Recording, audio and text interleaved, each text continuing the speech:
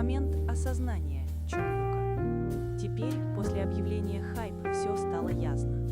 Поздние звонки, тихие поездки, загадочные встречи, блокнот, заполненный секретами. Чонгук был шокирован не потому, что сомневался в Тихьоне. Он был шокирован, потому что мечта Тихьона оказалась больше, чем кто-либо мог себе представить. И он почувствовал внезапный прилив гордости, раздувающийся в его груди. Слишком сильный, чтобы скрывать, слишком чистый, чтобы сомневаться.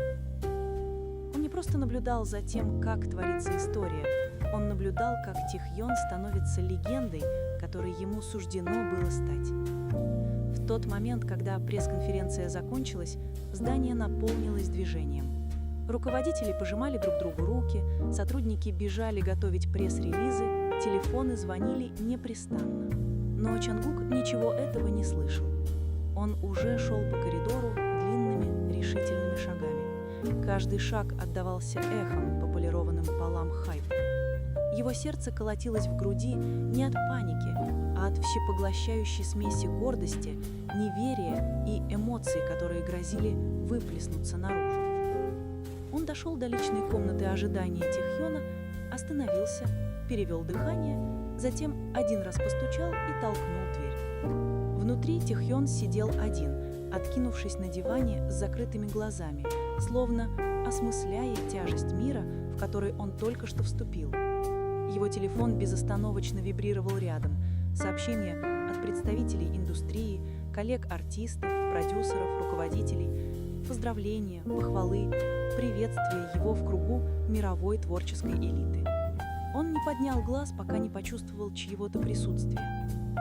Затем его глаза открылись, медленные, темно-карие, сияющие тихим огнем, который несли только настоящие мечтатели. Чонгук стоял там, затаив дыхание.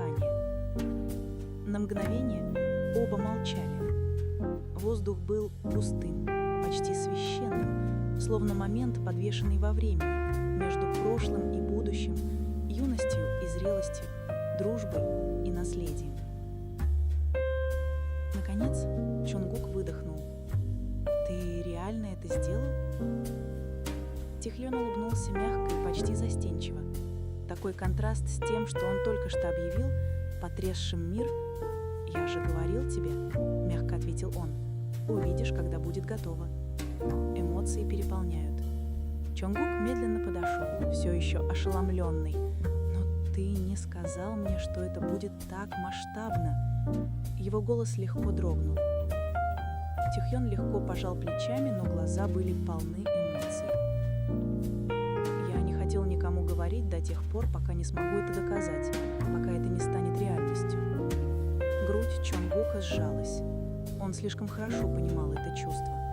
Желание сначала добиться успеха, желание показать миру, а не просто обещать. Это было сердце художника и перфекциониста, человека, который верит в действие, а не в слова. Он тяжело сглотнул. «Ты должен был мне сказать». Взгляд Тихьона смягчился. «Я не хотел оказывать на тебя давление или заставлять тебя чувствовать, что тебе нужно меня догонять. У тебя тоже свой путь, Куки». Вот оно, правда, обернутая в нежность. Не конкуренция, не секретность из-за отстраненности, а защита. Любовь в тихой форме. Молчание, которое говорило красноречивее слов. В комнате воцарилась тишина, но она не была неловкой. Эта тишина была полной, отягощенной гордостью, восхищением, благодарностью и невысказанными обещаниями между двумя людьми, выросшими вместе в самом ярком свете на земле.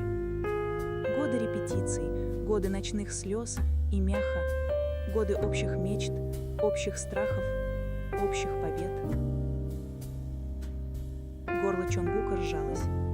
Он быстро моргнул, стараясь не показать, какими блестящими стали его глаза. Затем он разразился задыхающимся эмоциональным смехом. Когда ты сказал, что работаешь над чем-то, я подумал, может быть, джазовый эпи или какой-то кинопроект. Тихьон дразнительно наклонил голову. И это тоже. Чонгук замер. Что? Тихьон невинно усмехнулся. «Я еще не закончил». Капля шока. Затем Чонгук просто уставился на него, вновь лишившись дара речи. «Ты сумасшедший!» Это прозвучало как полусмех, полувздох.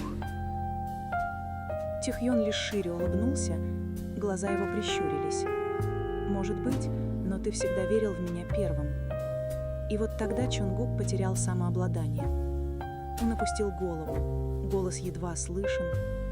«Да», — сказал он, — «всегда». Момент истины. Тихьон наклонился вперед, оперевшись локтями на колени. «Теперь твоя очередь, Куки. Твой путь будет не похож на мой и не должен быть. Тебе не суждено следовать за мной.